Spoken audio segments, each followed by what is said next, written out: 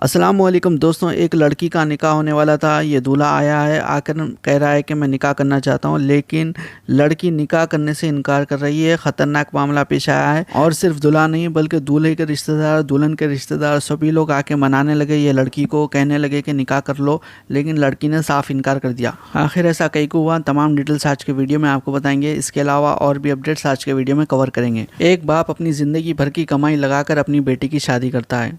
घर में खुशियों का माहौल होता है, लोग मंजे करते, सांचक करते, खुशियों का माहौल रहता है घर के अंदर। एक निकाह देखिए सुन्नत अमल भी है और निकाह में दुल्हन वालों को कुछ भी देना नहीं होता, यानी कि जहेज़ का जो रस्म है दीन इस्लाम में नहीं है। मंजे भी हो चुके थे, सांचक भी हो चुके थे, बेटी वाले बारात का इंतज़ार कर रहे थे। खाने की खुशबू और मेहमानों की रौनक से पूरा घर महक रहा था और निकाह का वक्त फाइनली करीब आ चुका था।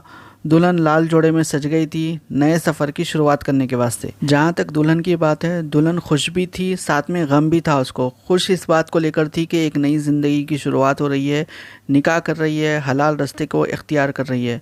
वहीं दूसरी जानिब गम इस बात का था कि माँ बाप को छोड़ के जा रही है। लेकिन इसी दौरान एक अफसोसनाक वाक़या पेश आता है। लड़के वालों की तरफ से एक ऐसी मांग आती है जो सारी खुशियों को पल भर में आग लगा देती है। निकाह से ठीक पहले जब सारी तैयारियां मुकम्मल हो चुकी थी, लड़के वालों ने फरमाइश कर दी, हमें 1.5 लाख रुपए नकद चाहिए, तब निकाह होगा। सोचिए उस बाप के ऊपर क्या गुजरी होगी और वो बेटी के ऊपर क्या गुजरी होगी जो एक नई ज़िंदगी की शुरुआत करने के वास्ते खुश थी और अचानक से उसके ऊपर गम का साया छा गया और पैसे देने के वास्ते पैसे मौजूद नहीं थे। नॉर्मली बहुत सारे लड़के वाले इस तरह की हरकत करते हैं और ऐसे वक्त पे क्या होता है, लड़की वाले यहाँ वहाँ हाथ जोड़ते, लोगों से कर्जा लेते, मिन्नतें मुरादे करते, अपना गोल्ड वगैरह रातों बेच देते, पैसों का इंतज़ाम करके जब का जब दूल्हों को दे देते। अरे हमारी इज़्ज़त की बात आ गई, पूरा तैयारियाँ हो गई, अब शादी होने वाली है, ऐसा क्या है, थोड़ा प्रेशर में आके काम करते हैं। लेकिन ये दुल्हन सब में हटके थी। दुल्हन क्या बोली, सबकी बोलती बंद कर दी।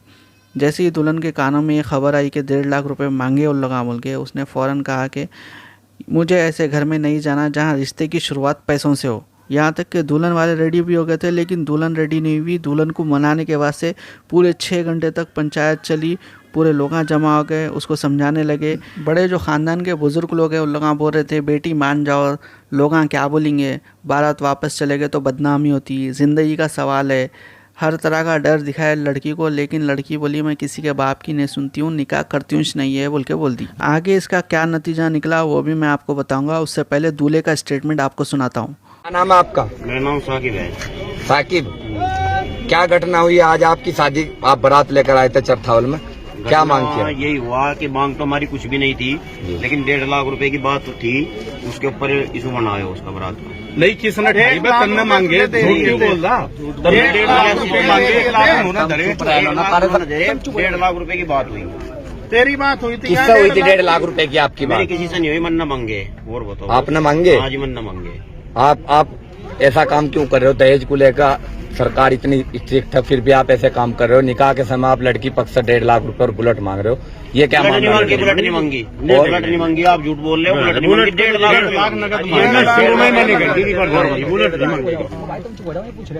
बुलेट की कोई बात नहीं। तो इतनी बड़ी समस्या, 1.5 लाख और 1 लाख में क्या समस्या थी?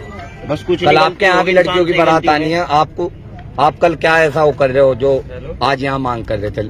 बस कुछ नहीं बता, आप इंसान से गलती हो जाए, इंसान ही गलती करे, ऐसा माफ भी इंसान ही करे, सारे काम वही करता है। ऐसा नहीं है कि कोई माफी नहीं मिलती, खुदा है, खुदा भी माफ कर दे इंसान को, लेकिन हमारे से गलती हो गया, मुझकी माफी मांग। जब 10-20 दिन बताओ आप क्या कर सकते हो? जब 10-20 दिन पहले भी कोई मामला हुआ था, आपने बुलेट मांगी थी उसमें? नहीं, कोई नहीं मांगी। अभी पिछोड़िए ने पंचायत में बैठ के नहीं, बताया। वो शुरू की कभी की बात बता रहे हो, लेकिन हमने किसी से कोई बुलेट नहीं मांगी, आप पता कर सकते हो किसी से भी। आपको इस घटना से खेद है कि नहीं है?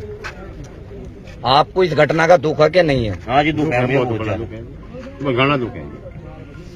दूल्हे ने माफ़ी भी मांग ली, 1 लाख रुपए देने के वास्ते रेडी थे, लेकिन 1.5 लाख की बात चल रही थी। लेकिन दुल्हन ये बोली कि शादी 2 दिलों का और 2 फैमिलीज़ का रिश्ता होता है, ना कि कोई सौदा होता है। जिस घर की शुरुआत ही लालच से हो रही हो, वहाँ मेरी इज़्ज़त की क्या गारंटी है? अगर मैं आज इनकी शर्तों के ऊपर आगे झुक गई तो कल ये लोग और मांगे लाएंगे और चीज़ें मांगेंगे, और मैं लोगों से डर के अपनी झूठी इज्जत के वास्ते ये कदम बिल्कुल भी नहीं उठाएंगी, ये घर में बिल्कुल भी नहीं जाऊंगी। क्या ज़बरदस्त बात बोली है हमारी इस बहन ने। एक ही झटके में ये बात साफ कर दिया कि मियाँ और बीवी का जो रिश्ता होता है बराबरी का और इज्जत का होता है, खरीदो फरोख्त का नहीं होता। टोटल 80 लोग आए थे बारात लेके, ये पूरे 80 लोग देखिए खाली हाथ घर को वापस गए थे। 6 घंटे मनाने के बाद में भी दुल्हन नहीं मानी, और अब इन लोगों का वीडियोस भी वायरल हो रहे। अब शायद ही हो सकता कोई दूसरा जना इनको शादी करने के वास्ते बुलाएंगा।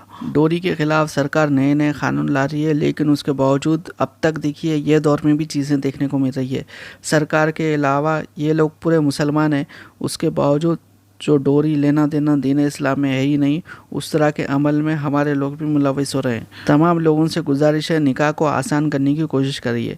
अब देखिए, अब बढ़ते हैं आज की दूसरी खबर की जानिब, जहाँ पे ये लड़की अपने बॉयफ्रेंड के घर पहुँच चुकी है, जिसका नाम है दीपक। थोड़े दिन पहले आयुष का मामला आप सुने होंगे, कितना मीडिया वाले उछाले, लेकिन ये अली शेर की बेटी है, इनका नाम नेहा है, ये मुसलमान घराने से ताल्लुक़ रखती है।